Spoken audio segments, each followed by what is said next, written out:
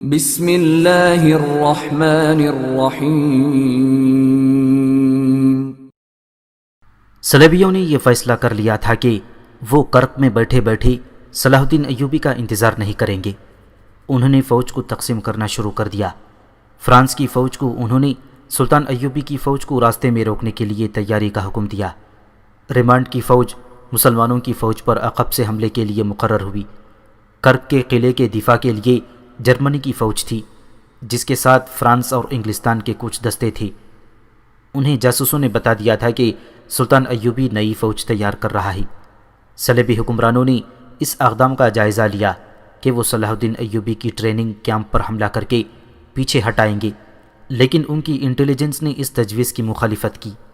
دلیل یہ دی کہ سلطان صلاح الدین ایوبی نے دفاع کی 3 تہیں بنا رکھی ہیں، جن میں ایک تہ متحرک ہے۔ اس کے علاوہ اس کی دیکھ بھال کے دستے دور دور تک گھومتے پھرتے ہیں اور صحرا میں ہلتی ہوئی ہر چیز کو قریب جا کر دیکھتے ہیں۔ ان دفاعی انتظامات کو دیکھ کر صلیبیوں نے اس حملے کا خیال دل سے نکال دیا۔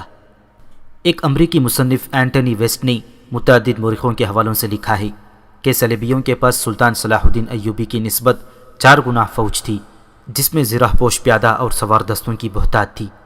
اگر یہ فوج صلاح الدین ایوبی پر براہ راست حملہ کر دیتی تو مسلمان زیادہ دیر جم نہ سکتے، مگر صلیبی فوج کو شوبک کی شکست میں جو نقصان اٹھانا پڑا تھا، اس کی ایک دہشت بھی تھی جو میدان جنگ سے بھاگے ہوئے فوجیوں پر طاری ہوئی تھی۔ صلیبیوں کا مورال متزلزل تھا، جس کی ایک وجہ تو یہ تھی کہ شوبک کو وہ لوہے کا قلعہ سمجھتے تھے۔ وہ اپنی فوج کو صحرا میں بھیج کر اس خوش فہمی میں مبتلا ہو گئے تھے کہ سلطان ایوبی کو قلعوں سے دور ہی ختم کر دیں گے۔ وہ کرک کے دفاع میں بیٹھے رہے اور ایوبی نے شوبک لے لیا اور صحرا میں صلیبیوں کو آمنے سامنے کی جنگ کا موقع دیے بغیر انہیں چھاپا ماروں سے مروا دیا۔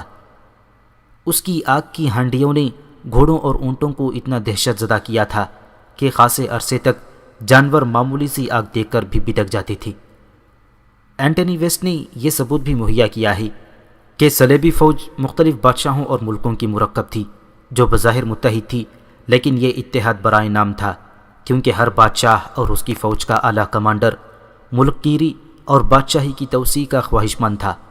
ان میں صرف یہ جذبہ مشترکہ تھا کہ مسلمان کو ختم کرنا ہے، مگر ان کے دلوں میں جو اختلافات تھے وہ ان کے فیصلوں پر اثر انداز ہوتے تھے۔ مورخ لکھتے ہیں کہ صلیبی سازشوں کے ماہر تھے اور مسلمانوں کے جس علاقے پر قابض ہو جاتے تھے وہاں قتل عام اور آبروریزی شروع کر دیتے تھے۔ اس کے برعکس صلاح الدین ایوبی محبت اور اخلاقی قدروں کو ایسی خوبی سے استعمال کرتا تھا کہ دشمن بھی اس کے گرویدہ ہو جاتے تھے۔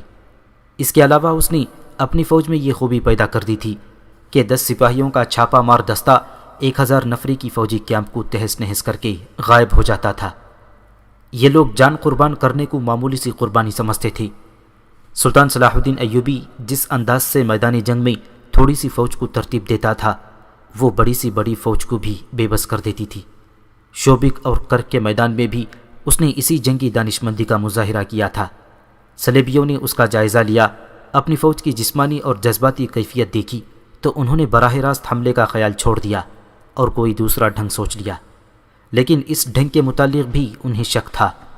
اس کا علاج انہوں نے یہ کیا کہ مصر میں بغاوت بھڑکانے اور سوڈانیوں کو مصر پر حملہ کرنے پر اکسانے کا اہتمام کر لیا۔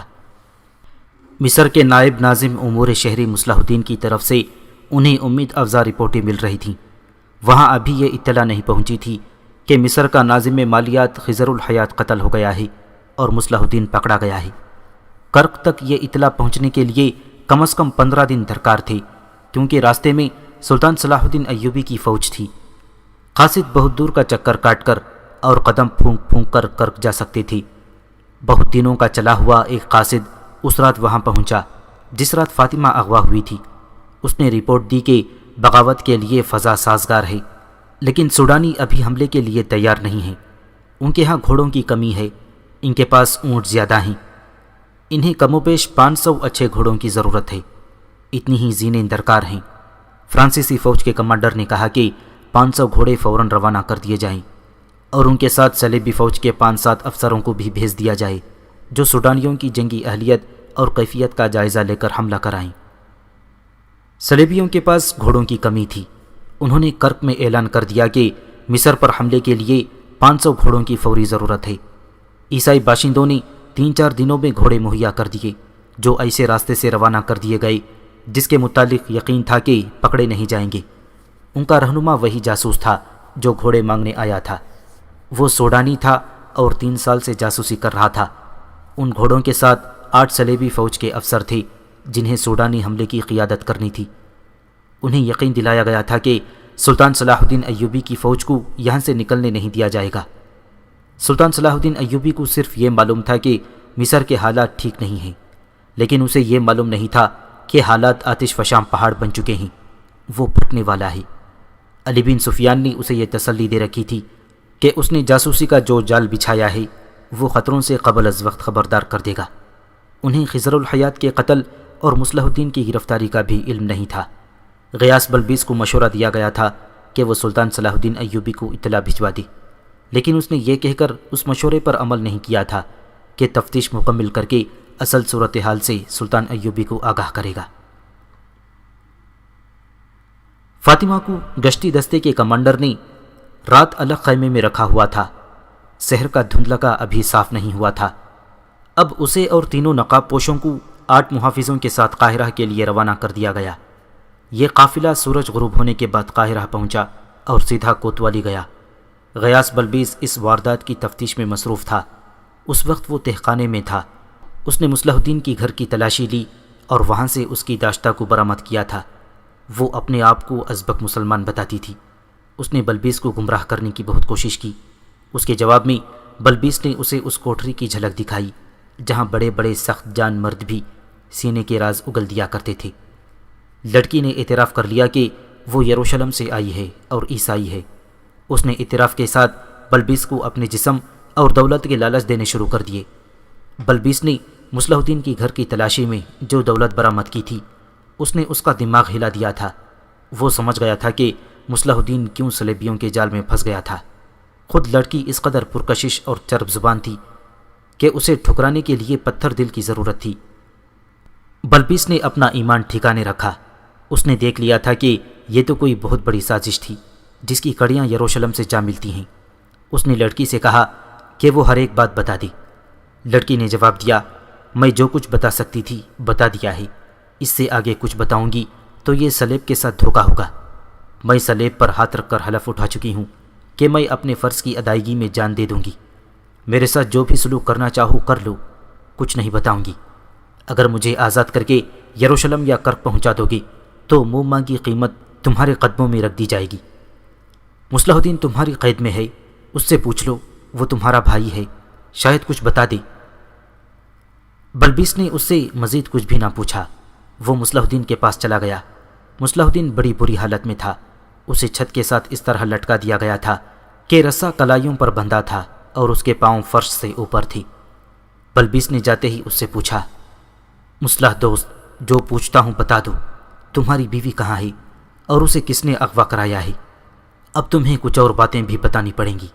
تمہاری داشتہ اپنے آپ کو بے نقاب کر چکی ہے۔ کھول دے مجھے رذیل انسان۔ مصلح الدین نے غصے اور درد سے دانت پیس کر کہا، امیر مصر کو آنے دے، میں تیرا یہی حشر کراؤں گا۔ اتنے میں بلبیس کے ایک اہلکار نے آ کر اس کے کان میں کچھ کہا۔ حیرت سے اس کی آنکھیں ٹھہر گئیں۔ وہ دوڑتا ہوا تہخانے سے نکلا اور اوپر چلا گیا۔ وہاں مصلح الدین کی بیوی اور اسے اغوا کرنے والے 3 آدمی بیٹھے تھے۔ فاطمہ نے اسے بتایا کہ وہ کس طرح اغوا ہوئی اور تینوں کس طرح پکڑے گئے ہیں۔ بلبیس فاطمہ اور تینوں مجرموں کو تہخانے میں لے گیا اور مصلح الدین کے سامنے جا کھڑا کیا۔ مصلح الدین نے انہیں دیکھا اور آنکھیں بند کر لیں۔ بلبیس نے پوچھا، ان تینوں میں سے قاتل کون ہے؟ مصلح الدین خاموش رہا۔ بلبیس نے 3 دفعہ پوچھا، وہ پھر بھی خاموش رہا۔ بلبیس نے تہخانے کے ایک آدمی کو اشارہ کیا۔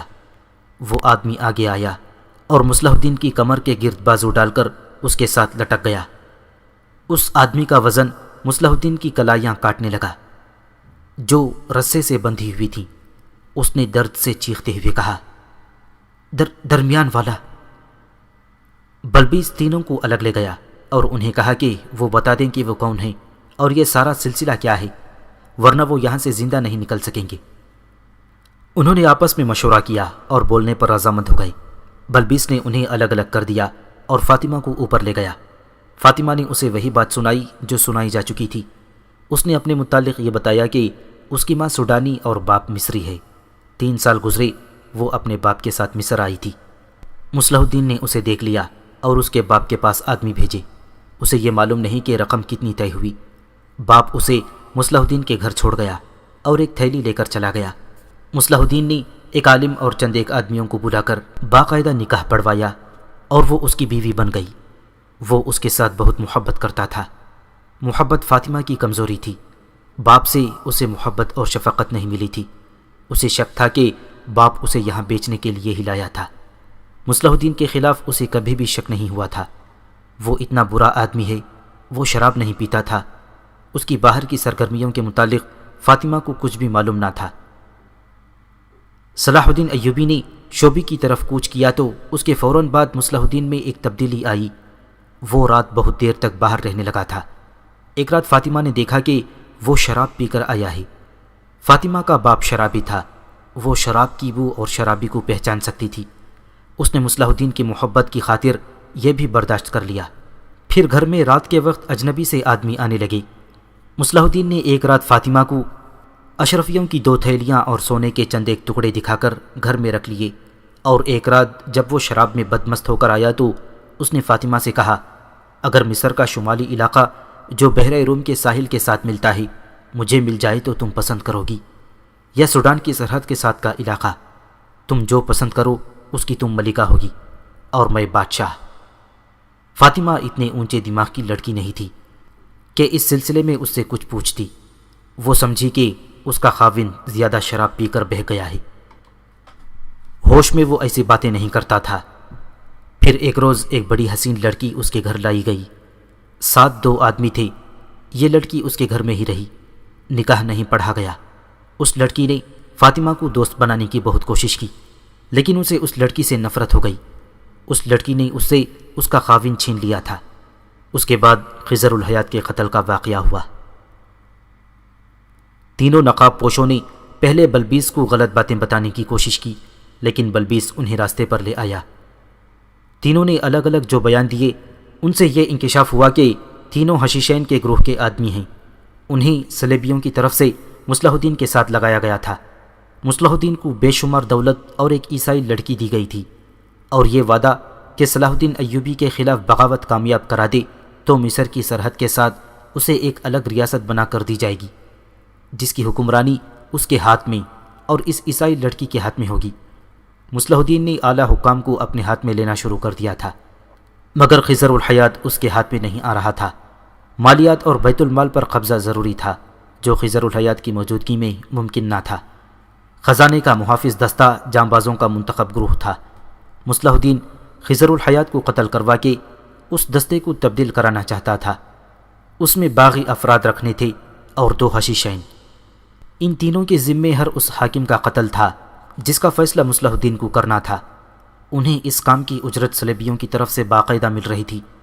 وہ چونکہ یہ کام کاروبار اور پیشے کے طور پر کرتے ہیں، اس لیے فالتو اجرت لینے کی بھی کوشش کرتے ہیں۔ اسی لیے انہوں نے مصلح الدین سے 50 اشرفیاں اور سونا الگ مانگا، جو اس نے خضر الحیات کے قتل کے بعد انہیں نہیں دیا۔ اس نے کہا تھا کہ تمہیں پوری اجرت مل رہی ہے۔ انہوں نے اسے قتل کی دھمکی دی تو اس نے انہیں اپنی بیوی پیش کی اور کہا کہ تمہیں اس کی اچھی قیمت مل جائے گی۔ فاطمہ اس کے ساتھ تعاون نہیں کر رہی تھی۔ مصلح الدین ابھی تک چھت کے ساتھ لٹکا ہوا تھا۔ اسے بیان لینے کے لیے اتارا گیا تو وہ بے ہوش ہو چکا تھا۔ جاسوس لڑکی کی کوٹری میں گئے تو وہ مری پڑی تھی۔ اس کے منہ سے جھاگ نکل رہی تھی۔ طبیبوں نے آ کر دیکھا اور کہا کہ اس نے زہر کھا لیا ہے۔ اس کے پاس چھوٹا سا ایک کپڑا پڑا ہوا تھا۔ صاف پتہ چلتا تھا کہ اس میں زہر بندھا ہوا تھا، جو لڑکی نے اپنے کپڑوں میں کہیں چھپا رکھا تھا۔ بہت دیر بعد مصلح الدین ہوش میں آیا، لیکن وہ بہکی بہکی باتیں کرتا تھا۔ بولتے بولتے چپ ہو جاتا اور پھٹی پھٹی نظروں سے سب کو دیکھنے لگتا، پھر بے معنی سی باتیں شروع کر دیتا۔ طبیبوں نے اسے دوائیاں کھلائیں، لیکن اس کا دماغ اذیت سے اور پکڑے جانے کے صدمے سے بگڑ گیا تھا۔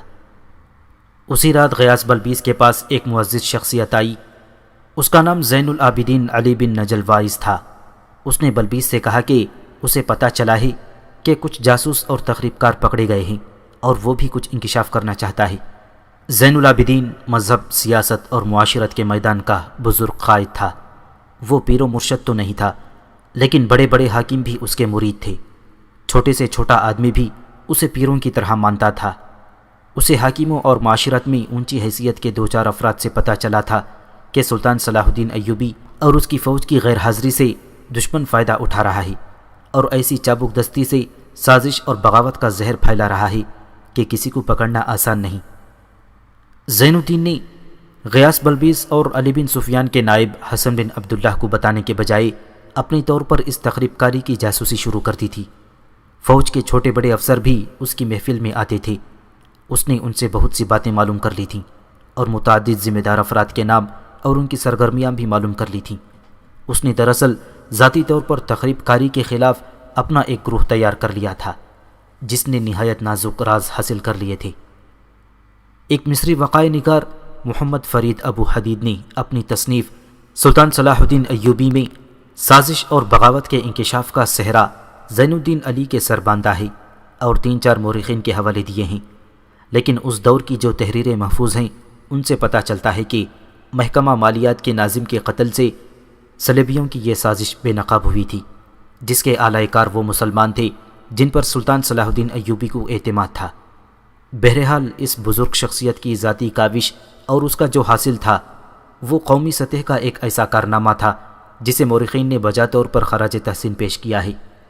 اس نے بلبیس سے کہا کہ وہ ابھی کچھ دن اور اپنی جاسوسی جاری رکھنا چاہتا تھا تاکہ ہر ایک سازشی کی نشاندہی ہو جائے، لیکن ان تخریب کاروں کی گرفتاری کی خبر شہر میں مشہور ہو گئی ہے، جس سے ان کے ساتھی روپوش ہو جائیں گے۔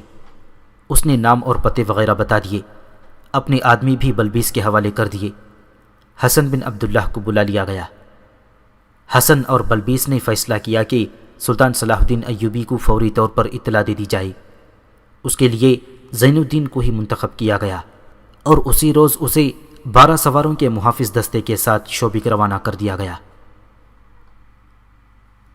تیسری شام یہ قافلہ شوبک پہنچ گیا۔ سلطان صلاح الدین ایوبی نے جب زین الدین کو دیکھا تو حیران بھی ہوا اور خوش بھی۔ وہ اس شخصیت سے واقف تھا، بغلگیر ہو کر ملا۔ زین الدین نے کہا، میں کوئی اچھی خبر نہیں لایا۔ ناظم مالیات خضر الحیات قتل ہو چکا ہے اور اس کا قاتل آپ کا نائب مصلح الدین کوتوالی میں پاگل ہو گیا ہے۔ سلطان کا رنگ پیلا پڑ گیا۔ زین الدین نے اسے تسلی دی اور تفصیلات بتائیں۔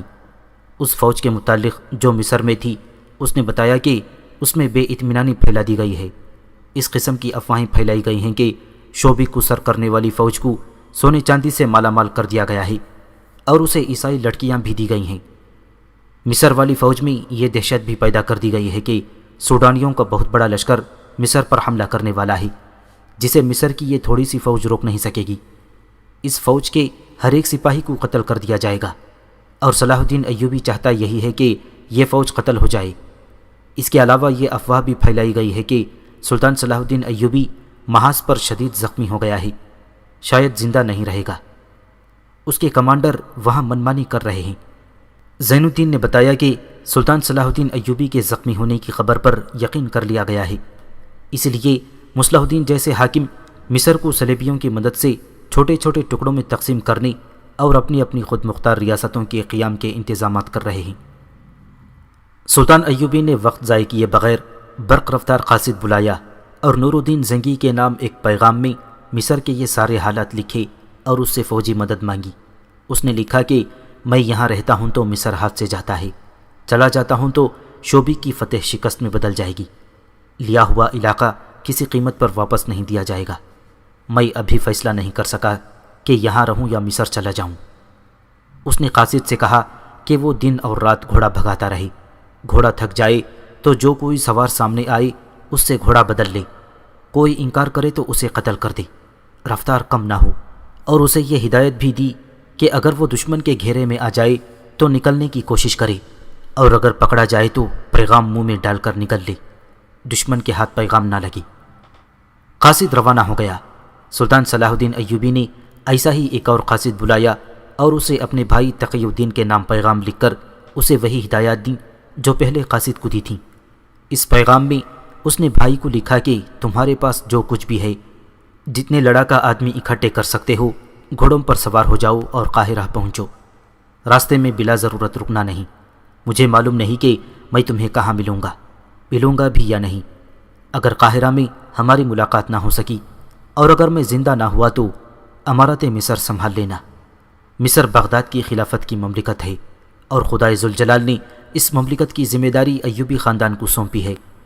روانگی سے پہلے قبلہ والد محترم نجم الدین ایوب کے آگے جھکنا اور انہیں کہنا کہ وہ تمہاری پیٹھ پر ہاتھ پھیریں، پھر محترمہ والدہ کی قبر پر فاتحہ پڑھ کر ان کی روح سے دعائیں لے کر آنا۔ اللہ تمہارے ساتھ ہے، میں جہاں ہوں وہاں اسلام کا پرچم سرنگو نہیں ہوگا، تم مصر میں اس پرچم کو سر بلند رکھو۔ یہ قاصد بھی روانہ ہو گیا۔ ان دونوں میں سے جو قاصد نور الدین زنگی کے پاس پہنچا اس کی جسمانی حالت یہ تھی کہ اس کا بایاں بازو تلواروں کے زخموں سے قائمہ بنا ہوا تھا اور اس کی پیٹھ میں ایک تیر اترا ہوا تھا۔ وہ زنگی کے قدموں میں گرا، اتنا ہی کہہ سکا کہ راستے میں دشمن مل گیا تھا، اس حال میں پیغام لے کر نکلا ہوں۔ اس نے پیغام زنگی کے ہاتھ میں دیا اور شہید ہو گیا۔ نور الدین زنگی کی فوج جب شوبی کے قریب پہنچی تو قلعے اور شہر میں اعلان ہو گیا کہ صلیبیوں کا بہت بڑا حملہ آ رہا ہے۔ گرد آسمان تک جا رہی تھی، پتہ نہیں چلتا تھا کہ گرد میں کیا ہے، امکان یہی تھا کہ یہ صلیبی فوج ہے۔ ایک لمحہ ضائع کیے بغیر شوبی کی فوج مقابلے کے لیے تیار ہو گئی، لیکن گرد میں جو جھنڈے نظر آئے وہ اسلامی تھے۔ پھر گرد میں سے تکبیر کے نعرے سنائی دیے۔ قلعے سے سلطان صلاح الدین ایوبی کے نائبین استقبال کے لیے آگے چلے گئے۔ 3-4 روز بعد صبح سویرے قاہرہ میں جو فوج تھی اسے میدان میں جمع ہونے کا حکم ملا۔ فوجی مگویاں کرنے لگے کہ انہیں تیاری کا یہ حکم ملا ہے۔ بعض نے کہا کہ بغاوت ہوگی، کسی نے کہا کہ سوڈانیوں کا حملہ آ رہا ہے۔ ان کے کمانڈروں تک کو علم نہیں تھا کہ اس اجتماع کا مقصد کیا ہے۔ یہ حکم فوج کی مرکزی کمان سے جاری ہوا تھا۔ جب تمام فوج اپنی ترتیب سے میدان میں آ گئی تو ایک طرف سے 6-7 گھڑ سوار دوڑتے آئے۔ سب دیکھ کر حیران رہ گئے کہ سب سے آگے صلاح الدین ایوبی تھا۔ سب جانتے تھے کہ وہ شوبک میں ہے۔ سلطان صلاح الدین ایوبی نے ایک عجیب حرکت کی، اس نے تہبند کے سوا تمام کپڑے اتار کر پھینک دیے، سر بھی ننگا کر دیا اور فوج کی تمام صفوں کے سامنے سے گھوڑا دل کی چال چلتا ہوا گزر گیا۔ پھر سامنے آ کر بلند آواز سے کہا، میرے جسم پر کسی نے کوئی زخم دیکھا ہے؟ کیا میں زندہ ہوں یا مردہ؟ امیر مصر کا اقبال بلند ہو ایک شتر سوار نے کہا، ہمیں بتایا گیا تھا کہ آپ زخمی ہیں اور جانبر نہیں ہو سکیں گے۔ اگر یہ خبر جھوٹی ہے تو وہ افواہیں بھی جھوٹی ہیں جو تمہارے کانوں میں ڈالی گئی ہیں۔ سلطان صلاح الدین ایوبی نے اتنی بلند آواز سے کہا کہ آخری صف تک اس کی آواز پہنچتی تھی۔ اس نے کہا، جن مجاہدین کے متعلق تمہیں بتایا گیا ہے کہ وہاں سونا اور چاندی لوٹ رہے ہیں اور عیسائی لڑکیوں کے ساتھ عیش کر رہے ہیں، وہ ریگستان میں اگلا قلعہ اور اس سے اگلا قلعہ اور اس سے اگلا قلعہ سر کرنے کی تیاریوں میں پاگل ہو رہے ہیں۔ وہ کیوں بھوکے پیاسے مر رہے ہیں؟ صرف اس لیے کہ تمہاری ماؤں، بہنوں اور بیٹیوں کی عصمتوں کو صلیبی درندوں سے بچا سکیں۔ شوبک میں ہم نے مسلمان بچیوں اور ان کی ماؤں اور ان کے باپوں کا یہ حال دیکھا ہے کہ بچیاں عیسائیوں کے پاس اور ان کی مائیں اور ان کے باپ عیسائیوں کی بیگار کر کے مر رہے ہیں۔ اب کرک، یروشلم اور فلسطین کی ہر بستی میں جو عیسائیوں کے قبضے میں ہے، مسلمانوں کا یہی حال ہو رہا ہے۔ مسجدیں استبل بنا دی گئی ہیں اور قرآن کی مقدس ورق گلیوں میں عیسائیوں کے قدموں میں مسلے جا رہے ہیں۔ یہ تقریر اتنی جوشیلی اور سنسنی خیز تھی کہ ایک کماندار نے چلا کر کہا، پھر ہم یہاں کیا کر رہے ہیں؟ ہمیں بھی محاذ پر کیوں نہیں لے جایا جاتا؟ تمہیں یہاں اس لیے بٹھایا گیا ہے کہ دشمن کی پھیلائی ہوئی افواہیں سنو اور ان پر یقین کرو۔ سلطان صلاح الدین ایوبی نے کہا، تم یہاں اپنے پرچم کے خلاف بغاوت کرو تاکہ سوڈانیوں کے ساتھ صلیبی اس سرزمین پر بھی قبضہ کر لیں اور تمہاری بیٹیوں کی بھی عصمت دری کریں۔ تم قرآن کے ورق اپنے ہاتھوں باہر کیوں نہیں بکھیر دیتے؟ کیا تم قرآن کی توہین صلیبیوں سے کرانا چاہتے ہو؟ تم جو اپنے ایمان کی حفاظت نہیں کر سکتے، قوم کی آبرو کی حفاظت کیا کرو گے؟ تمام فوج میں ہلچل سی پیدا ہو گئی۔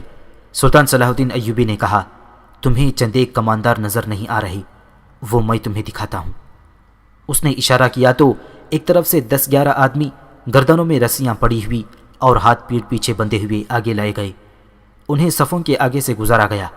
سلطان صلاح الدین ایوبی نے اعلان کیا، یہ تمہارے کماندار تھے، لیکن یہ اس قوم کے دوست ہیں جو تمہارے رسول صلی اللہ علیہ وسلم اور تمہارے قرآن کے دشمن ہیں، یہ پکڑے گئے ہیں۔ سلطان صلاح الدین ایوبی نے فوج کو خضر الحیات کے قتل اور مصلح الدین کی گرفتاری کا پورا واقعہ سنایا اور مصلح الدین کو سامنے لایا گیا۔ وہ ابھی تک پاگل پن کی حالت میں تھا۔ سلطان صلاح الدین ایوبی گزشتہ رات کوتوالی کے تہخانے میں اسے دیکھ آیا تھا۔ اس نے سلطان صلاح الدین ایوبی کو پہچانا نہیں تھا۔ وہ اپنی ریاست اور خود مختار حکمرانی کی باتیں کر رہا تھا۔ اب سلطان صلاح الدین ایوبی نے اسے گھوڑے پر بٹھا کر فوج کے سامنے کھڑا کر دیا۔ اس نے فوج کو دیکھا اور بلند آواز سے بولا، یہ میری فوج ہے، مصر کی حکومت کے خلاف بغاوت کر دو، میں تمہارا بادشاہ ہوں۔ صلاح الدین ایوبی مصر کا دشمن ہے، تم اسے قتل کر دو۔ وہ بولے جا رہا تھا، اس کے منہ سے پاگل پن کی جھاگ نکل رہی تھی۔ فوج کی صفوں سے پنگ کی آواز آئی اور ایک تیر مصلح الدین کی شاہ رگ میں اتر گیا۔ وہ گر رہا تھا۔ جب کئی اور تیر اس کے جسم میں اتر گئے، سلطان صلاح الدین ایوبی نے چلا کر تیر اندازوں کو روکا۔ کمانداروں نے تیر چلانے والوں کو آگے آنے کو کہا۔ ان میں سے ایک نے کہا، ہم نے غدار کو مارا ہے، اگر یہ قتل ہے تو گردنیں حاضر ہیں۔ سلطان صلاح الدین ایوبی نے انہیں معاف کر دیا۔ اس کے جسم پر ابھی تک صرف تہبند تھا، باقی جسم ننگا تھا۔ اس نے جلاد کو وہیں بلوایا اور ان غداروں کو جنہیں فوج کے سامنے لایا گیا تھا جلاد کے حوالے کر کے ان کے سر جسموں سے الگ کرا دیے۔ اس نے ایک اور حکم دے کر سب کو حیران کر دیا۔ اس نے حکم دیا کہ یہ فوج یہیں سے محاذ کو کوچ کرے گی، تمہارا ذاتی اور دیگر ساز و سامان اور رسد تمہارے پیچھے آئے گی۔ فوج کوچ کر گئی، جس کا مطلب یہ تھا کہ مصر فوج کے بغیر رہے گا۔ سلطان صلاح الدین ایوبی نے غداروں کے کٹے ہوئے سر دیکھے۔ وہ کسی سے کوئی بات کرنے لگا تو اسے ہچکی سی آئی اور اس کے آنسو بہہ نکلے۔ اس نے کپڑے پہنے اور ایک سمت چل پڑا۔ اس نے اپنے ساتھ کے حکام سے کہا، مجھے خطرہ یہ نظر آ رہا ہے کہ دشمن ملت اسلامیہ میں اسی طرح غدار پیدا کرتا رہے گا، اور وہ دن آ جائے گا جب غداروں کی گردنیں مارنے والے بھی دشمن کو دوست کہنے لگیں گے۔ میرے دوستوں، اسلام کو سر بلند دیکھنا چاہتے ہو تو دوست اور دشمن کو پہچانو۔ مصر کے جن حاکموں کو معلوم نہیں تھا کہ سلطان صلاح الدین ایوبی نے فوج کو کیوں کوچ کرا دیا ہے، انہیں اس نے بتایا کہ یہ فوج یہاں فارغ بیٹھی تھی۔ میں یہ حکم دے گیا تھا کہ اسے فارغ نہ رہنے دیا جائے، جنگی مشقیں جاری رہیں اور شہر سے دور لے جا کر اس فوج کو وقتاً فوقتاً جنگی حالت میں رکھا جائے اور ذہنی تربیت بھی جاری رہے، مگر میرے حکم پر عمل نہیں کیا گیا۔ میں نے 2 ذمہ دار حاکموں کو سزائے موت دے دی ہے۔ انہوں نے ایک سازش کے تحت فوج کو فارغ رکھا۔ سپاہی جوئے اور نشے سے دل بہلانے لگے اور ان کے ذہن افواہوں کو قبول کرنے لگے۔ تم شاید سوچ رہے ہو کہ مصر میں فوج نہیں رہی، گھبراؤ نہیں، فوج آ رہی ہے۔ جس فوج نے شوبک فتح کیا ہے وہ قاہرہ میں داخل ہو چکی ہے۔ اس نے میرے پیچھے پیچھے کوچ کیا تھا۔ وہ فوج دشمن کو اور دشمن کے گناہوں کو بہت قریب سے دیکھ آئی ہے۔ اسے کوئی باغی نہیں کر سکتا۔ اس کے سپاہی شہیدوں کو دھوکہ نہیں دیں گے، اور یہ فوج جو یہاں سے جا رہی ہے یہ کرب پر حملہ کرے گی یا دشمن اس پر حملہ کرے گا، پھر یہ بھی دشمن کو جان جائے گی۔ جو سپاہی ایک بار دشمن کی آنکھوں میں آنکھیں ڈال کر لڑے، اسے کوئی لالچ غداری پر آمادہ نہیں کر سکتا۔ یہ انقلاب اس طرح آیا تھا کہ نور الدین زنگی اور اپنے بھائی تقی الدین کی طرف قاصد بھیج کر سلطان صلاح الدین ایوبی خفیہ طور پر قاہرہ کے لیے روانہ ہو گیا۔ اپنے نائبین کو کمان دے کر اس نے سخت ہدایت دی تھی کہ اس کی غیر حاضری کی خبر کسی کو نہ ہو۔ اس نے کہا کہ زنگی ضرور مدد بھیجے گا، جو ہی اس کی مدد آئے اتنی ہی اپنی فوج یہاں سے قاہرہ بھیج دی جائے، لیکن راستے میں پڑاؤ زیادہ نہ کرے۔ اس سے سلطان صلاح الدین ایوبی کے 2 مقاصد تھے۔ ایک یہ کہ اگر مصر کی فوج باغی ہو گئی تو محاذ سے آنے والی فوج بغاوت فرو کرے گی، اور اگر حالات ٹھیک ہوئی تو مصر کی فوج محاذ پر آ جائے گی اور محاذ کی فوج مصر میں رہے گی۔ سلطان صلاح الدین ایوبی قاہرہ پہنچا تو اس کی موجودگی خفیہ رکھی گئی۔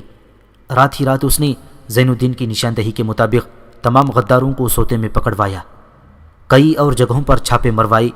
3 حشیشین نے بھی بعض افراد کے نام بتائے تھے، انہیں بھی پکڑا گیا۔ کسی کے عہدے اور رتبے کا لحاظ نہیں کیا گیا۔ فاطمہ کو سلطان صلاح الدین ایوبی کے حکم کے مطابق زین الدین کے حوالے کر دیا گیا اور اسے کہا گیا کہ کسی موزوں جگہ اس کی شادی کر دی جائے۔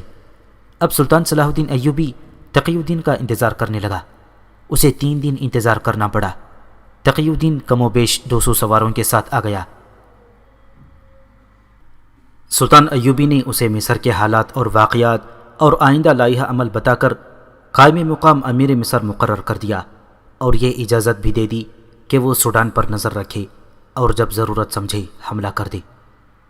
یہ ہدایات اور احکام دے کر سلطان صلاح الدین ایوبی شوبک کو روانہ ہونے لگا تو علی بن سفیان جو اس کے ساتھ آیا تھا بولا، کرک کے صلیبیوں نے آپ کے لیے ایک تحفہ بھیجا ہے، اگر کچھ دیر اور انتظار کریں تو تحفہ دیکھتے جائیں۔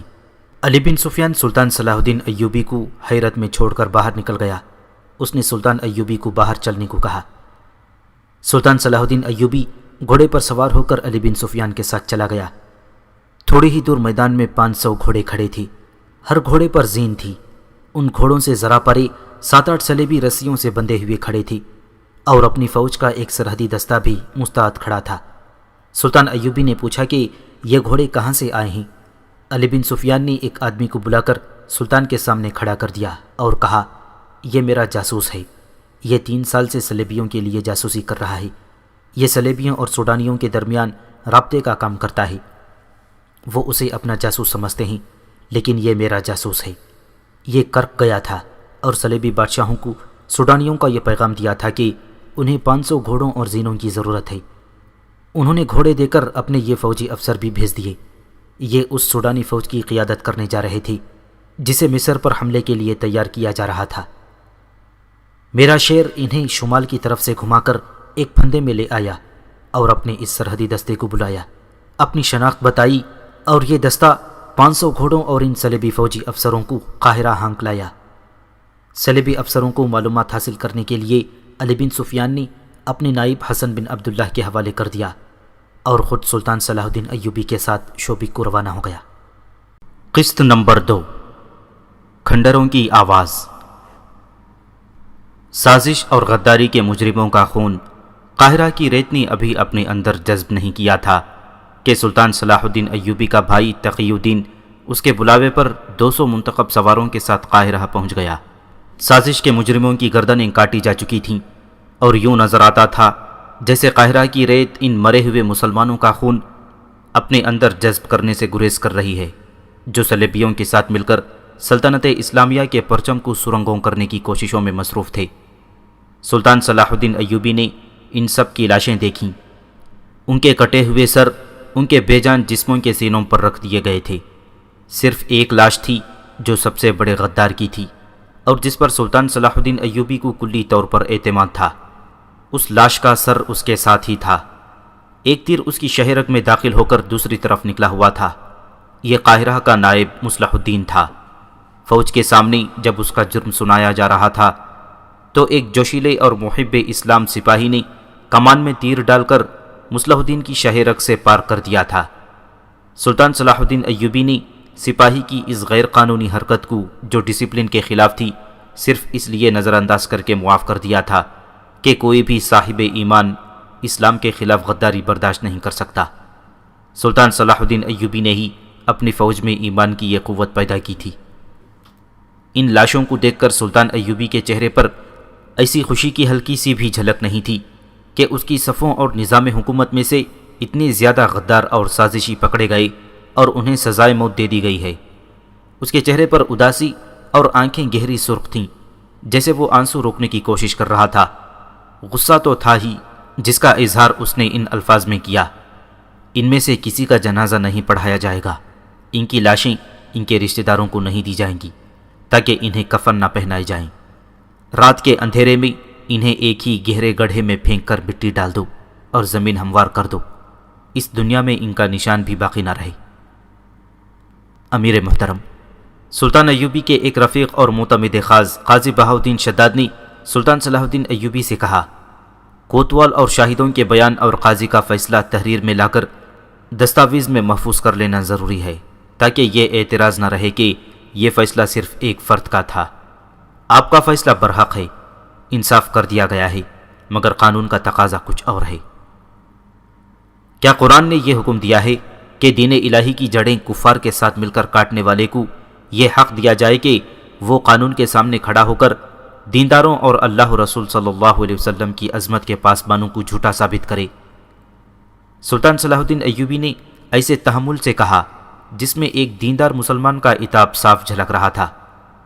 اس نے ان تمام حاکموں کو جو وہاں موجود تھے مخاطب ہو کر کہا، اگر میں نے بے انصافی کی ہے تو مجھے اتنے زیادہ انسانوں کے قتل کے جرم میں سزائے موت دے دو اور میری لاش شہر سے دور پھینک دو، جہاں صحرائی لومڑیاں اور گدھ میری کوئی ہڈی بھی اس زمین پر نہ رہنے دیں۔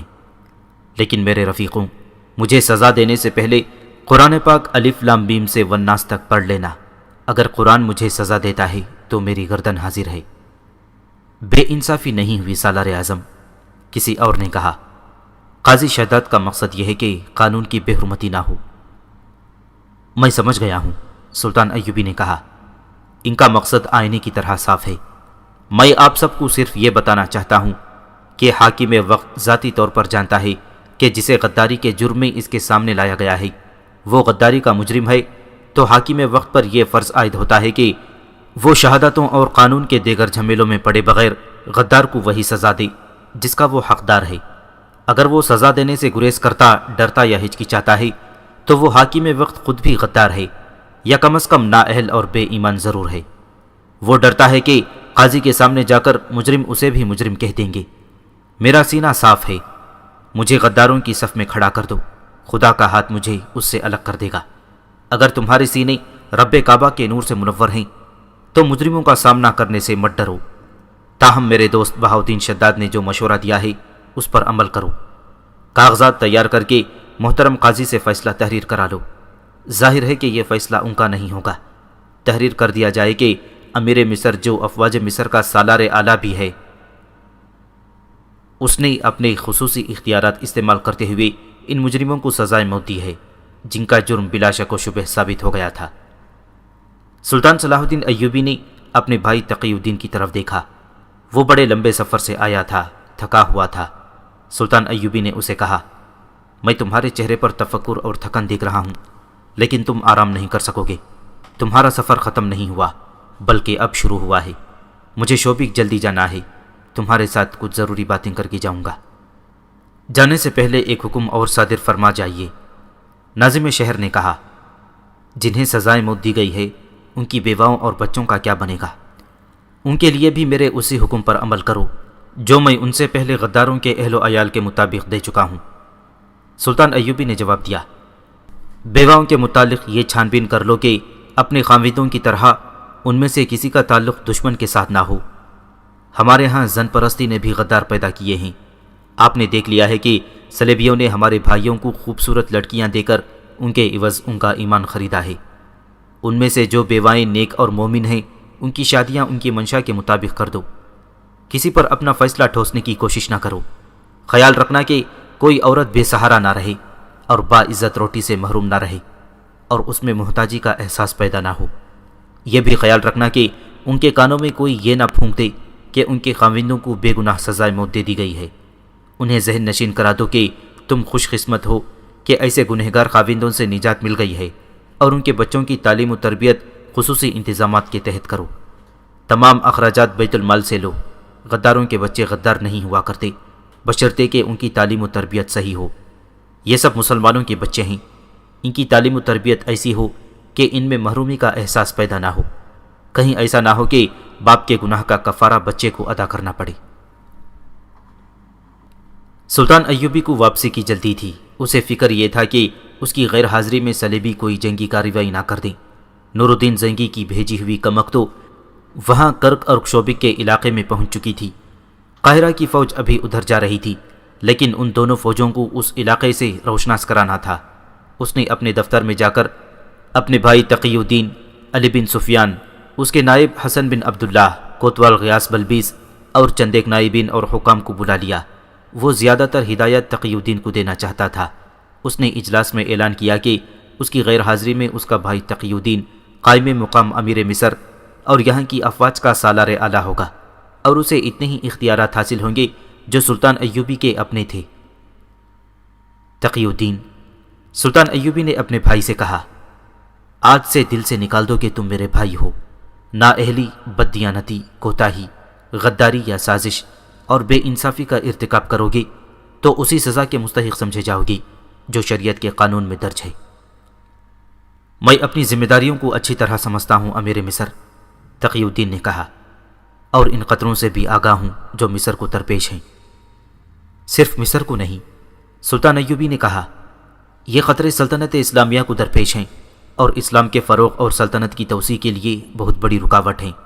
ہمیشہ یاد رکھو کہ کوئی بھی خطہ جو سلطنت اسلامیہ کہلاتا ہے وہ کسی ایک فرد یا گروہ کی جاگیر نہیں، وہ خدائے عزوجل کی سرزمین ہے، اور تم سب اس کے پاسبان اور امین ہو۔ اس کی مٹی کا ذرہ ذرہ تمہارے پاس امانت ہے۔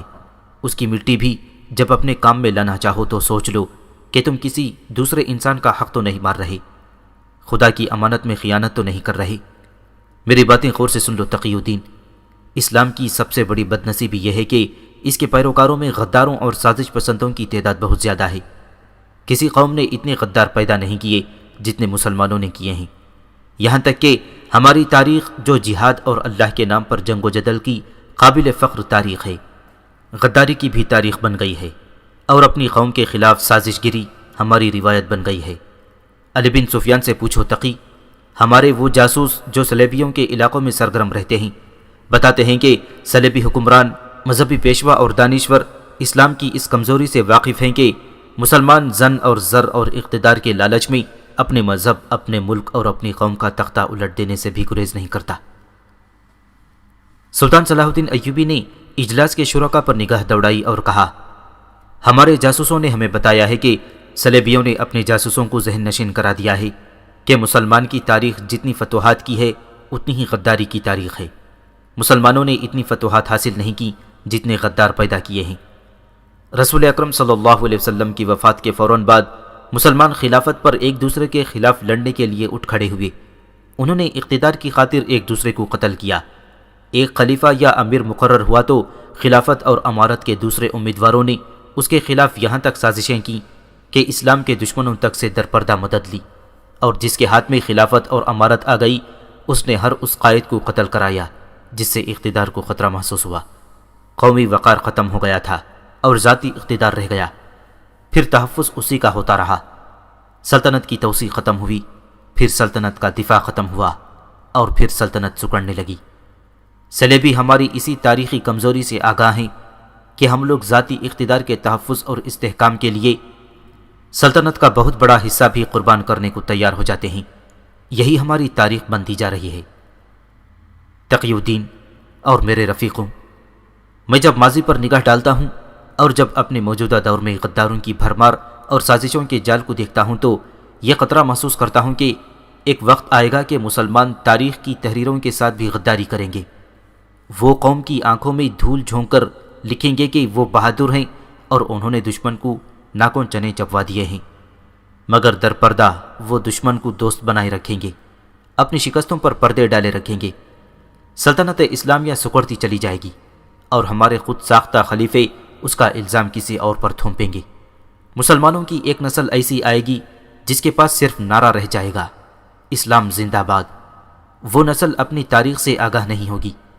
اس نسل کو یہ بتانے والا کوئی نہ ہوگا کہ اسلام کے پاسبان اور علم بردار وہ تھے جو وطن سے دور ریگزاروں میں، پہاڑوں میں، وادیوں میں اور اجنبی ملکوں میں جا کر لڑے تھے۔ وہ دریا اور سمندر پھلانگ گئے، انہیں کڑکتی بجلیاں، آندھیاں اور اولوں کے طوفان بھی نہ روک سکے۔ وہ ان ملکوں میں لڑے جہاں کے پتھر بھی ان کے دشمن تھے۔ وہ بھوکے لڑے، پیاسے لڑے، ہتھیاروں اور گھوڑوں کے بغیر بھی لڑے۔ وہ زخمی ہوئے تو کسی نے ان کے زخموں پر مرہم نہ رکھا۔ وہ شہید ہو گئے تو ان کے رفیقوں کو ان کے لیے قبریں کھودنے کی مہلت نہ ملی۔ وہ خون بہاتے گئے، اپنا بھی اور دشمن کا بھی۔ پیچھے ایوان خلافت میں شراب بہتی رہی، برہنہ لڑکیوں کے ناچ ہوتے رہے۔ یہودی اور صلیبی سونے اور اپنی بیٹیوں کے حسن سے ہمارے خلیفوں اور ہمارے امیروں کو اندھا کرتے گئے۔ جب خلیفوں نے دیکھا کہ قوم ان تیغ زنوں کی پجاری ہوتی جا رہی ہے جنہوں نے یورپ اور ہندوستان میں اسلام کے جھنڈے گاڑ دیے ہیں، تو خلیفوں نے ان مجاہدین اسلام پر لوٹ ماری اور زناکاری جیسے الزام تھوپنے شروع کر دیے، انہیں کمک اور رسد سے محروم کر دیا۔ مجھے قاسم اور وہ کمسن اور خوبرو بیٹا یاد آتا ہے جس نے اس حال میں ہندوستان کے ایک طاقتور حکمران کو شکست دی اور ہندوستان کے اتنے بڑے حصے پر قبضہ کر لیا تھا کہ اس نے کمک نہیں مانگی، رسد نہیں مانگی۔ مفتوحہ علاقوں کا ایسا انتظام کیا کہ ہندو اس کے غلام ہو گئے اور اس کی شفقت سے متاثر ہو کر مسلمان ہو گئے۔ مجھے جب وہ لڑکا یاد آتا ہے تو دل میں درد اٹھتا ہے۔ اس وقت کے خلیفہ نے اس کے ساتھ کیا سلوک کیا تھا، اس پر زنا کا الزام عائد کیا اور مجرم کی حیثیت سے واپس بلا لیا۔ سلطان صلاح الدین ایوبی کو ہچکی سی آئی اور وہ خاموش ہو گیا۔ بہاؤالدین شاداد اپنی یادداشتوں میں لکھتا ہے، میرا عزیز دوست سلطان صلاح الدین ایوبی اپنی فوج کے سینکڑوں شہیدوں کی لاشیں دیکھتا تو اس کی آنکھوں میں چمک اور چہرے پر رونق آ جایا کرتی تھی، مگر صرف ایک غدار کو سزائے موت دے کر جب اس کی لاش کو دیکھتا تو اس کا چہرہ بجھ جاتا اور آنکھوں سے آنسو جاری ہو جاتے تھے۔ محمد بن قاسم کا ذکر کرتے کرتے اسے ہچکی آئی اور وہ خاموش ہو گیا۔ میں دیکھ رہا تھا کہ وہ آنسو روک رہا ہے۔ کہنے لگا، دشمن اس کا کچھ نہ بگاڑ سکا، اپنوں نے اسے شہید کر دیا۔ دشمن نے اسے فاتح تسلیم کیا، اپنوں نے اسے زانی کہا۔ صلاح الدین ایوبی نے زیاد کے بیٹے طارق کا بھی ذکر کیا، اور اس روز وہ اتنا جذباتی ہو گیا تھا کہ اس کی زبان رکتی ہی نہیں تھی، حالانکہ وہ کم گو تھا، حقیقت پسند تھا۔ ہم سب پر خاموشی طاری تھی اور ہم سب جسم کے اندر عجیب سا اثر محسوس کر رہے تھے۔ صلاح الدین ایوبی بلا شک و شبہ عظیم قائد تھا۔ وہ ماضی کو نہیں بھولتا تھا، حال کے خطروں اور تقاضوں سے نبرد آزما رہتا، اور اس کی نظریں صدیوں بعد آنے والے مستقبل پر لگی رہتی تھیں۔ صلیبیوں کی نظریں ہمارے مستقبل پر لگی ہوئی ہیں، سلطان ایوبی نے کہا۔ صلیبی حکمران اور فوجی حکام کہتے ہیں کہ وہ اسلام کو ہمیشہ کے لیے ختم کر دیں گے۔ وہ ہماری سلطنت پر قابض نہیں ہونا چاہتے، وہ ہمارے دلوں کو نظریات کی تلوار سے کاٹنا چاہتے ہیں۔ میرے جاسوسوں نے مجھے بتایا ہے کہ صلیبیوں کا سب سے زیادہ اسلام دشمن بادشاہ فلپ اگسٹس ہے، کہ انہوں نے اپنی قوم کو ایک مقصد دے دیا ہے اور ایک روایت پیدا کر دی ہے۔ اب صلیبیوں کی آنے والی نسلیں اس مقصد کی تکمیل کے لیے سرگرم رہیں گی۔ ضروری نہیں کہ وہ تلوار کے زور سے اپنا مقصد حاصل کریں گے، ان کے پاس کچھ حربے اور بھی ہیں۔ تقی الدین، جس طرح ان کی نظر مستقبل پر ہے، اسی طرح ہمیں بھی مستقبل پر نظر رکھنی چاہیے۔ جس طرح انہوں نے ہم میں غدار پیدا کرنے کی روایت قائم کی ہے، اسی طرح ہمیں ایسے ذرائع اختیار کرنے چاہیے کہ غداری کے جراثیم ہمیشہ کے لیے ختم ہو جائیں۔ غداروں کو قتل کرتے چلے جانا کوئی علاج نہیں، غداری کا رجحان ختم کرنا ہے، اقتدار کی ہوس ختم کر کے حب رسول اللہ صلی اللہ علیہ وسلم پیدا کرنی ہے۔ یہ اسی صورت میں پیدا ہو سکتی ہے کہ قوم کی آنکھوں میں رسول اللہ صلی اللہ علیہ وسلم کے دشمن کا تصور موجود ہو۔ مسلمانوں کو معلوم ہونا چاہیے کہ صلیبیوں کی تہذیب میں ایسی بے حیائی ہے جو پرکشش ہے۔ قومیں ان کی تہذیب میں جذب ہوتی چلی جا رہی ہیں۔ ان کے ہاں شراب بھی جائز ہے، عورتوں کا غیر مردوں کے ساتھ ناچنا کودنا اور تنہا رہنا بھی جائز ہے۔ ہمارے اور ان کے درمیان یہی سب سے بڑا فرق ہے کہ ہم عصمتوں کے پاسبان ہیں اور وہ عصمتوں کے بے پاری ہیں۔ یہی وہ فرق ہے جو ہمارے مسلمان بھائی مٹا دیتے ہیں۔ تقی الدین، تمہارا ایک محاذ زمین کے اوپر ہے، دوسرا زمین کے نیچے۔ ایک محاذ دشمن کے خلاف ہے اور دوسرا اپنوں کے خلاف۔ اگر اپنوں میں غدار نہ ہوتے تو ہم اس وقت یہاں نہیں، یورپ کے قلب میں بیٹھے ہوئے ہوتے، اور صلیبی ہمارے خلاف اپنی حسین بیٹیوں کے بجائے کوئی بہتر ہتھیار استعمال کرتے اور اچھی قسم کی جنگی چالیں چلتے۔ ایمان کی حرارت تیز ہوتی تو اس وقت تک صلیب ایندھن کی طرح جل چکی ہوتی۔ مجھے آپ کی بہت سی دشواریوں کا علم یہاں آ کر ہوا ہے، تقی الدین نے کہا۔ محترم نور الدین زنگی بھی پوری طرح آگاہ نہیں کہ مصر میں عام غداروں کی ایک فوج کے گھیرے میں آئے ہوئے ہیں۔ آپ ان سے کمک مانگ لیتے، انہیں مدد کے لیے کہتے۔ تقی بھائی، سلطان ایوبی نے جواب دیا، مدد صرف اللہ سے مانگی جاتی ہے۔ مدد اپنوں سے مانگی جائے یا غیروں سے، اپنا ایمان کمزور کر دیتی ہے۔ صلیبیوں کی فوج زیرہ بختر میں ہے، میرے سپاہی معمولی سے کپڑوں میں ملبوس ہیں، پھر بھی انہوں نے صلیبیوں کو شکست دی ہے۔ ایمان لوہے کی طرح مضبوط ہو تو زیرہ بختر کی ضرورت نہیں رہتی۔ زیرہ بختر اور خندقیں تحفظ کا احساس پیدا کرتی ہیں اور سپاہی کو اپنے اندر قید کر لیتی ہیں۔ یاد رکھو، میدان میں خندق سے باہر رہو، گھوم پھر کر لڑو، دشمن کے پیچھے نہ جاؤ، اسے اپنے پیچھے لاؤ، مرکز کو قائم رکھو، پہلوؤں کو پھیلا دو اور دشمن کو دونوں بازوؤں میں جکڑ لو۔ محفوظ وہاں رکھو جہاں سے وہ دشمن کے عقب میں جا سکے۔ چھاپا ماروں کے بغیر کبھی جنگ نہ لڑنا، چھاپا ماروں سے دشمن کی رسد تباہ کراؤ، وہ رسد جو پیچھے سے آئے اور وہ بھی جو دشمن اپنے ساتھ رکھے۔ چھاپا ماروں کے دشمن کے جانوروں کو مارنے سے یا ہراساں کرنے کے لیے استعمال کرو۔ آمنے سامنے کی ٹکر سے بچو، جنگ کو تول دو، دشمن کو پریشان کیے رکھو۔ میں جو فوج چھوڑ چلا ہوں یہ محاذ سے آئی ہے، اس فوج میں جان پر کھیل جانے والے چھاپا مار دستے بھی ہیں، اسے صرف اشارے کی ضرورت ہے۔ میں نے اس فوج میں ایمان کی حرارت پیدا کر رکھی ہے۔ کہیں ایسا نہ ہو کہ تم اپنے آپ کو بادشاہ سمجھ کر اس فوج کا ایمان سرد کر دو۔ ہم پر جو حملہ ہو رہا ہے وہ ہمارے ایمان پر ہو رہا ہے۔ صلیبی تمدن کے اثرات بڑی تیزی سے مصر میں آ رہے ہیں۔ سلطان صلاح الدین ایوبی نے اپنے بھائی تقی الدین کو پوری تفصیل سے بتایا کہ سوڈان میں مصر پر حملے کی تیاریاں ہو رہی ہیں۔ سوڈانیوں میں اکثریت وہاں کے حبشیوں کی ہے جو مسلمان ہیں نہ عیسائی۔ ان میں مسلمان بھی ہیں جن میں مصر کی اس فوج کے بھگوڑے بھی ہیں جسے بغاوت کے جرم میں توڑ دیا گیا تھا۔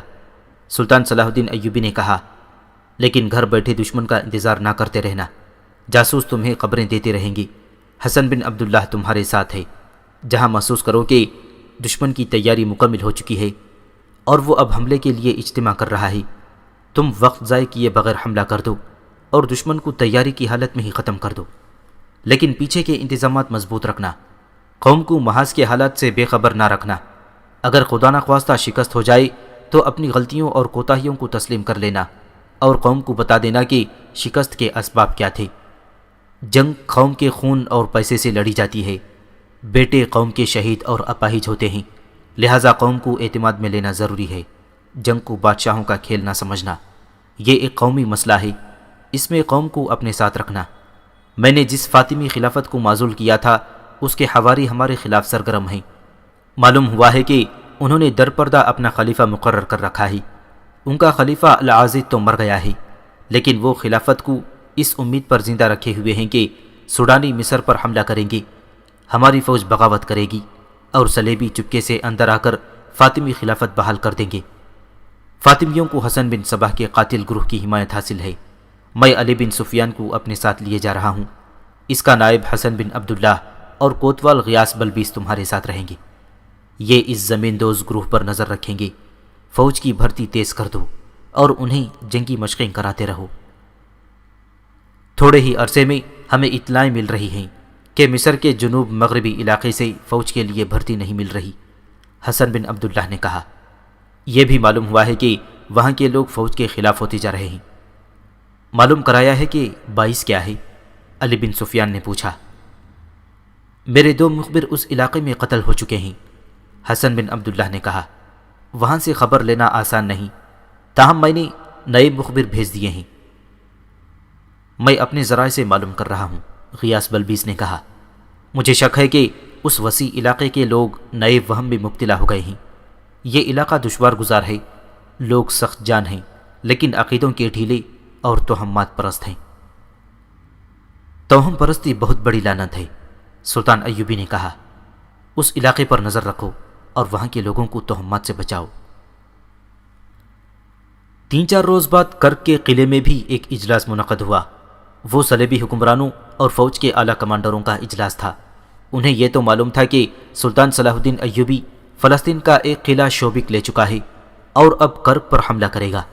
انہیں اس احساس نے پریشان کر رکھا تھا کہ اگر مسلمانوں نے کرک کو بھی شوبک کی طرح فتح کر لیا تو یروشلم کو بچانا مشکل ہو جائے گا۔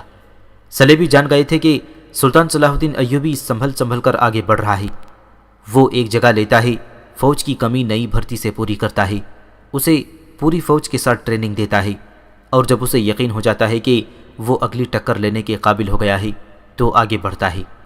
چنانچہ وہ کرک کے دفاع کو مضبوط کر رہے تھے اور باہر آ کر لڑنے کی بھی اسکیم بنا چکے تھے، مگر اس اجلاس میں انہیں اپنی اسکیم میں رد و بدل کی ضرورت محسوس ہو رہی تھی، کیونکہ ان کے انٹیلیجنس کے سربراہ ہرمن نے انہیں سلطان ایوبی، اس کی فوج اور مصر کے تازہ حالات کے متعلق انقلابی خبریں دے دی تھیں۔ صلیبی جاسوسوں نے بہت ہی تھوڑے وقت میں کرک میں یہ اطلاعیں پہنچا دی تھیں کہ سلطان صلاح الدین ایوبی اس فوج کو قاہرہ لے گیا ہے جو اس محاذ پر لڑی اور شوبک کا قلعہ لیا تھا، اور قاہرہ میں جو فوج ہے اسے اجلت میں محاذ پر بھیج دیا گیا ہے، اور نور الدین زنگی نے اپنی بہترین فوج کی کمک اس محاذ پر بھیج دی ہے اور سلطان ایوبی کا بھائی تقی الدین دمشق میں قاہرہ پہنچ گیا ہے، جہاں وہ سلطان ایوبی کا قائم مقام ہوگا، اور سلطان ایوبی قاہرہ چلا گیا ہے، جہاں وہ سازشیوں کو سزائے موت دے کر محاذ کی طرف روانہ ہو گیا ہے۔ صلیبیوں کے لیے یہ خبر اچھی نہیں تھی کہ قاہرہ کا نائب ناظم مصلح الدین بھی پکڑا گیا اور غداری کے جرم میں مارا گیا ہے۔ مصلح الدین صلیبیوں کا کارآمد اور اہم ایجنٹ تھا۔ صلیبی نظام جاسوسی کا سربراہ ہرمن اجلاس کو ان تبدیلیوں سے آگاہ کر رہا تھا۔ اس نے کہا، مصلح الدین کے مارے جانے سے ہمیں نقصان تو ہوا ہے، لیکن تقی الدین کا تقرر ہمارے لیے امید افزا ہے۔ وہ بے شک صلاح الدین ایوبی کا بھائی ہے، لیکن وہ سلطان ایوبی نہیں ہے۔ میرے تقریب کار جاسوس اسے چکر دینے میں کامیاب ہو جائیں گے۔ یہ بھی امید افزا ہے کہ صلاح الدین ایوبی اور علی بن سفیان قاہرہ سے غیر حاضر ہیں۔ میں حیران ہوں کہ تمہارے حشیشین کیا کر رہے ہیں؟ ریمانڈ نے پوچھا۔ کیا وہ دوہرا کھیل تو نہیں کھیل رہے؟ کمبخت ابھی تک صلاح الدین کو قتل نہیں کر سکے۔ ہم بہت وقت ضائع کر چکے ہیں۔ رقم ضائع نہیں ہو رہی، ہرمن نے کہا۔ مجھے امید ہے کہ صلاح الدین ایوبی محاذ تک نہیں پہنچ سکے گا۔ اس کے ساتھ 24 باڈی گارڈز قاہرہ گئے ہیں، ان میں 4 حشیشین ہیں۔ ان کے لیے موقع آ گیا ہے، میں نے انتظام کر دیا ہے، وہ صلاح الدین کو راستے میں قتل کر دیں گے۔ ہمیں خوش فہمیوں میں مبتلا نہیں رہنا چاہیے، فلپ اگسٹس نے کہا۔ یہ فرض کر کے سوچو کہ صلاح الدین ایوبی قتل نہیں ہو سکا اور وہ زندہ سلامت محاذ پر موجود ہے۔ اس کے پاس اب تازہ دم فوج ہے، اس نے نئی بھرتی کو ٹریننگ دے لی ہے اور اسے نور الدین زنگی کی کمک مل گئی ہے۔ اس نے شوبک جیسا مضبوط اڈا بھی حاصل کر لیا ہے، لہٰذا اب اس کی رسد قاہرہ سے نہیں آئے گی۔ شوبک میں اس نے بے شمار رسد جمع کر لی ہے۔ اس صورت میں ہمیں کیا کرنا چاہیے؟ میں اسے موقع نہیں دینا چاہتا کہ وہ کرک کا محاصرہ کر لے اور ہم محاصرے میں لڑیں۔ اب ہم محاصرے تک کی نوبت نہیں آنے دیں گے، ایک اور صلیبی حکمران نے کہا۔ ہم باہر لڑیں گے اور اس انداز سے لڑیں گے کہ شوبک کا محاصرہ کر لیں۔ صلاح الدین ایوبی صحرائی لومڑی ہے، فلپ اگسٹس نے کہا۔ اسے صحرا میں شکست دینا آسان نہیں۔ وہ ہمیں شوبک کے محاصرے کی اجازت دے دے گا، مگر ہمارا محاصرہ کر لے گا۔ میں اس کی چالیں سمجھ چکا ہوں۔ اگر تم اسے آمنے سامنے لا کر لڑا سکتے ہو تو تمہیں فتح کی ضمانت دے سکتا ہوں، مگر تم اسے سامنے نہیں لا سکو گے۔ بہت دیر کے بحث و مباحثے کے بعد یہ فیصلہ ہوا کہ آدھی فوج کو قلعے سے باہر بھیج دیا جائے اور سلطان صلاح الدین ایوبی کی فوج کے قریب خیمہ زن کر دیا جائے اور اس کی فوج کی نقل و حرکت پر گہری نظر رکھی جائے۔ اس اسکیم میں باہر لڑنے والی فوج کی تعداد کے متعلق فیصلہ کیا گیا کہ سلطان صلاح الدین ایوبی کی فوج سے 3 گنا نہ ہو تو دگنی ضرور ہو۔ عقب سے حملے کے لیے الگ فوج مقرر کی گئی ہے، اور پلان میں یہ بھی شامل کیا گیا کہ مسلمان فوج کی کمک اور رسد شوبک سے آئے گی، لہٰذا شوبک اور مسلمانوں کے درمیانی فاصلے کو چھاپا ماروں کی زد میں رکھنے کا انتظام کیا جائے۔ فوجی کمانڈروں نے کہا کہ سامنے اتنی زیادہ قوت سے حملہ کیا جائے کہ صلاح الدین ایوبی جم کر لڑنے پر مجبور ہو جائے۔ صلیبیوں کو دراصل اپنی بختر فوج پر بھروسہ تھا۔ ان کی بختر فوج زرہ پوش تھی، سروں پر آہنی خود تھے، پیشانیوں سے ناک اور منہ تک چہرے آہنی خودوں کے مضبوط نقابوں میں ڈھکے ہوئے تھے۔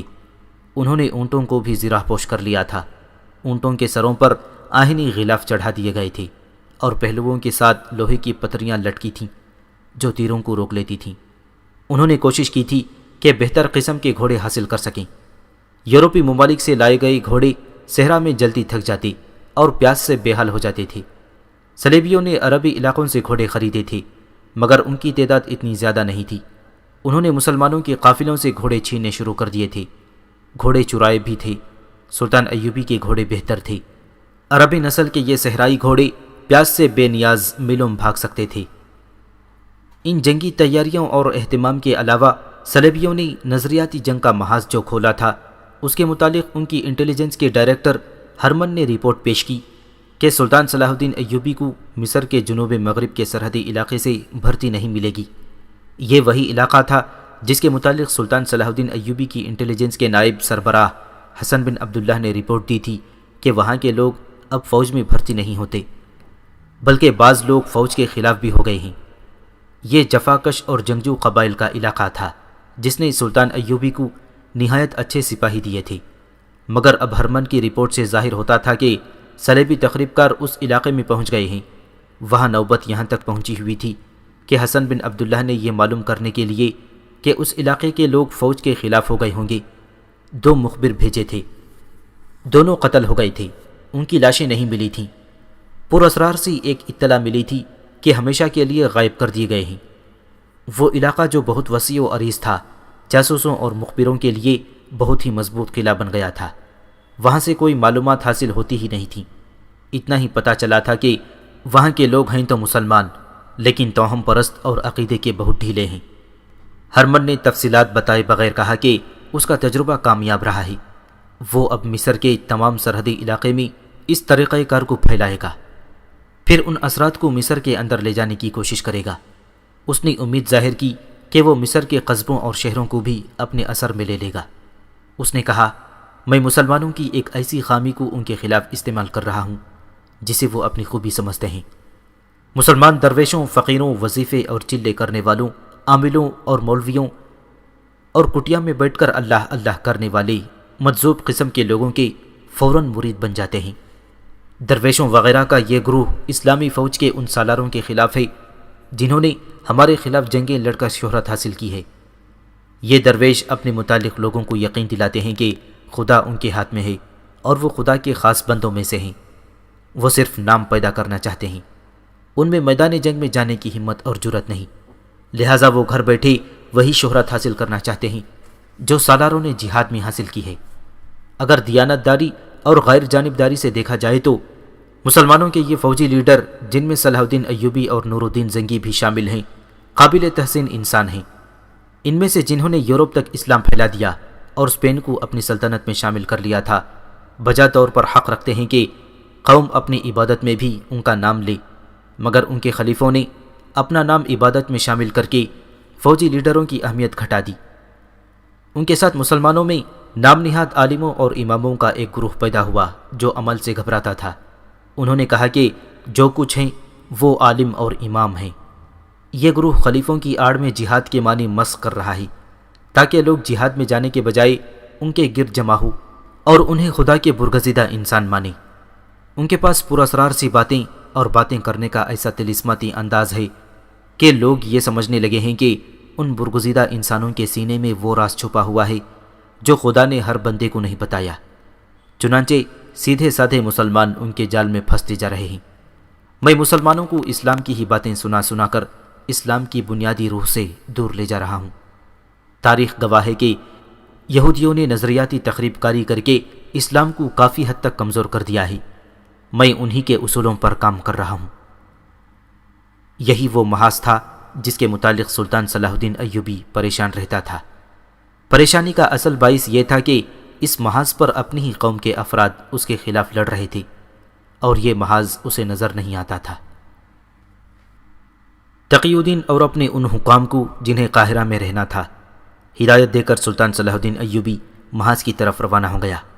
اس کے ساتھ 24 ذاتی محافظوں کا دستہ تھا۔ صلیبیوں کو باڈی گارڈز کی نفری کا علم تھا اور انہیں یہ بھی علم تھا کہ اس دستے میں 4 حشیشین ہیں جو نہایت کامیاب اداکاری سے اور بہادری کے کارناموں سے محافظ دستے کے لیے منتخب ہو گئے تھے۔ ان کا مقصد صلاح الدین ایوبی کا قتل تھا، لیکن انہیں موقع نہیں مل رہا تھا کیونکہ محافظ دستے کی نفری 24 سے کہیں زیادہ رہتی اور ان کی ڈیوٹی بدلتی رہتی تھی۔ کبھی بھی ایسا نہ ہوا کہ ان 4 کی ڈیوٹی اکٹھی لگی ہو۔ محافظوں کے کمانڈر بہت ہوشیار اور چوکس رہتے تھے۔ انہیں یہ تو علم تھا کہ ان کے درمیان قاتل بھی موجود ہیں۔ وہ بیدار رہتے تھے کہ کوئی محافظ کوتاہی نہ کرے۔ اب سلطان ایوبی سفر میں تھا۔ اس نے خود ہی کہا تھا کہ وہ محافظوں کی پوری فوج کو ساتھ نہیں رکھے گا، 24 کافی ہیں، حالانکہ راستے میں صلیبی چھاپا ماروں کا خطرہ تھا۔ سلطان ایوبی قاہرہ سے دن کے پچھلے پہر روانہ ہوا تھا۔ آدھی رات سفر میں اور باقی آرام میں گزری۔ سحر کی تاریکی میں اس نے کوچ کا حکم دیا۔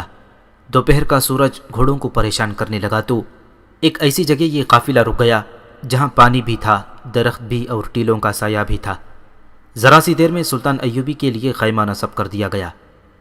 اس کے اندر سفری چارپائی اور بستر بچھا دیا گیا۔ کھانے پینے سے فارغ ہو کر سلطان ایوبی اونگنے کے لیے لیٹ گیا۔ دو محافظ خیمے کے آگے اور پیچھے کھڑے ہو گئے۔ دستے کے باقی محافظ قریب ہی سایہ دیکھ کر بیٹھ گئے۔ کچھ گھوڑوں کو پانی پلانے کے لیے لے گئے۔ علی بن سفیان اور دیگر حکام جو سلطان صلاح الدین ایوبی کے ساتھ تھے ایک درخت کے نیچے جا کر لیٹ گئے۔ انہوں نے خیمے نصب نہیں کرائے تھے۔ اس جگہ کے قد و قال ایسے تھے کہ سلطان صلاح الدین ایوبی کا خیمہ ان کی نظروں سے اوجھل تھا۔ صحرا کا سورج زمین و آسمان کو جلا رہا تھا۔ جس کسی کو جہاں چھاؤں ملی وہاں بیٹھ یا لیٹ گیا۔ یہ پہلا موقع تھا کہ سلطان صلاح الدین ایوبی کے خیمے پر جن دو محافظوں کی ڈیوٹی لگی وہ دونوں حشیشین تھے جو ایک عرصے سے ایسے ہی موقع کی تلاش میں تھے۔ اس موقع کو پوری طرح موزوں بنانے کے لیے یہ صورت پیدا ہو گئی کہ محافظوں کی زیادہ تر نفری گھوڑوں کو پانی پلانے چلی گئی۔ پانی ایک ٹیلے کی دوسری طرف تھا۔ قافلے کا سامان اٹھانے والے اونٹوں کے شتربان بھی اونٹوں کو پانی کے لیے لے گئے تھے۔ جو محافظ ڈیوٹی والوں کے علاوہ پیچھے رہ گئے تھے ان میں دو اور حشیشین تھے۔ انہوں نے اشاروں میں طے کر لیا۔ سلطان صلاح الدین ایوبی کے خیمے کے سامنے کھڑے محافظ نے خیمے کا پردہ ذرا سا ہٹا کر اندر دیکھا اور باہر والوں کو اشارہ کیا۔ سلطان صلاح الدین ایوبی اس حالت میں گہری نیند سویا ہوا تھا کہ اس کی پیٹھ خیمے کے دروازے کی طرف تھی۔ محافظ دبے پاؤں اندر چلا گیا۔ اس نے خنجر نہیں نکالا، تلوار نہیں نکالی، بلکہ اس کے ہاتھ میں جو برچھی تھی وہ بھی اس نے خیمے کے باہر رکھ دی تھی۔ ہر محافظ کی طرح وہ قوی ہیکل جوان تھا۔ دیکھنے میں وہ سلطان ایوبی کی نسبت دگنا نہیں تو 1.5 گنا طاقتور ضرور تھا۔ وہ دبے پاؤں سلطان ایوبی تک گیا اور بجلی کی تیزی سے سلطان کی گردن دونوں ہاتھوں میں جکڑ لی۔ سلطان ایوبی جاگ اٹھا۔ اس نے کروٹ بھی بدل لی، لیکن جس شکنجے میں اس کی گردن آ گئی تھی اس سے گردن چھڑوانا ممکن نہیں تھا۔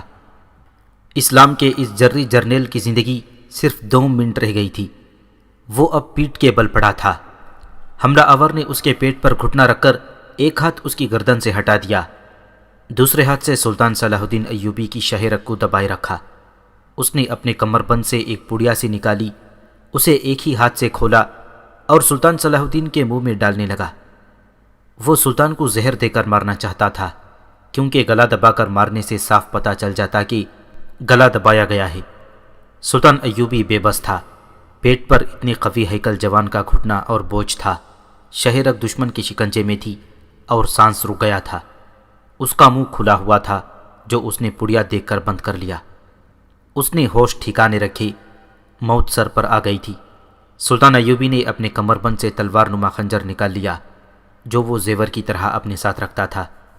حملہ آور اس کے منہ میں زہر ڈالنے کی کوشش میں مگن تھا، دیکھ نہ سکا کہ سلطان نے خنجر نکال لیا ہے۔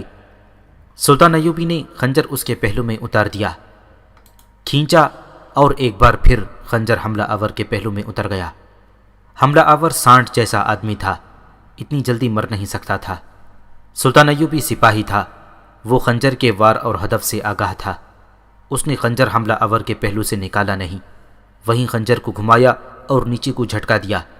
حملہ آور کی انتڑیاں اور پیٹ کا اندرونی حصہ باہر آ گیا۔ حملہ آور کے ہاتھ سے سلطان صلاح الدین ایوبی کی گردن چھوٹ گئی، دوسرے ہاتھ سے زہر کی پڑیا گر پڑی۔ سلطان صلاح الدین ایوبی نے جسم کو جھٹکا دیا، حملہ آور کو دھکا دیا اور حملہ آور چارپائی سے نیچے جا پڑا۔ وہ اب اٹھنے کے قابل نہیں تھا۔ یہ معرکہ بمشکل آدھے منٹ میں ختم ہو گیا تھا، مگر خیمے سے باہر دوسرا محافظ کھڑا تھا۔ اس نے اندر دھمک سی سنی تو پردہ اٹھا کر جھانکا، وہاں کچھ اور ہی نقشہ تھا۔ وہ تلوار سونت کر آیا اور سلطان صلاح الدین ایوبی پر وار کیا، مگر سلطان خیمے کے درمیان بانس کے پیچھے ہو گیا۔ تلوار بانس پر لگی۔ صلاح الدین ایوبی تو جیسے پیدائشی تیغزن تھا، ادھر تلوار بانس میں لگی، ادھر سلطان صلاح الدین ایوبی نے جھپٹا مارنے کے انداز سے حملہ آور پر خنجر کا وار کیا۔ حملہ آور بھی لڑاکا تھا، اسی لیے تو وہ محافظ دستے کے لیے چنا گیا تھا۔ وہ وار بچا گیا۔ اس کے ساتھ ہی سلطان ایوبی نے محافظ دستے کے کمانڈر کو آواز دی۔ حملہ آور نے دوسرا وار کیا تو سلطان ایوبی آگے سے ہٹ گیا، مگر ایسا ہٹا کہ حملہ آور کے پہلو میں چلا گیا۔ اب کے حملہ آور سلطان کے خنجر کا وار نہ بچا سکا۔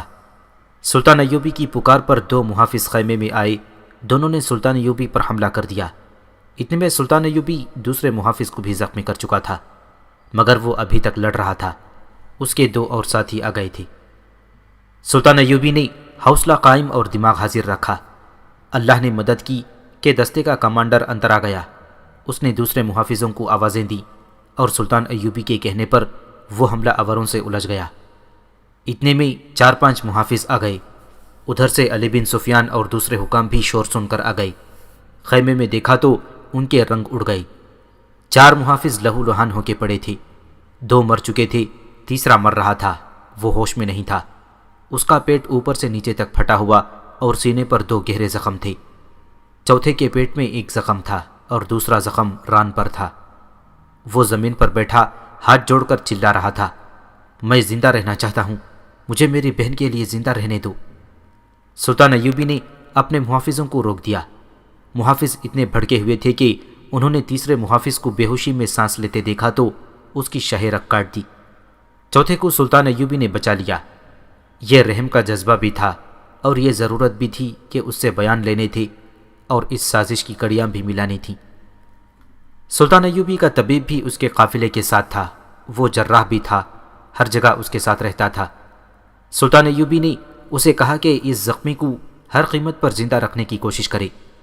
سلطان ایوبی کو خراش تک نہیں آئی تھی، وہ ہانپ رہا تھا، لیکن جذباتی طور پر بالکل مطمئن تھا، غصے کا شائبہ تک نہ تھا۔ اس نے مسکرا کر کہا، میں حیران نہیں ہوا، ایسا ہونا ہی تھا۔ علی بن سفیان کی جذباتی حالت بگڑی ہوئی تھی۔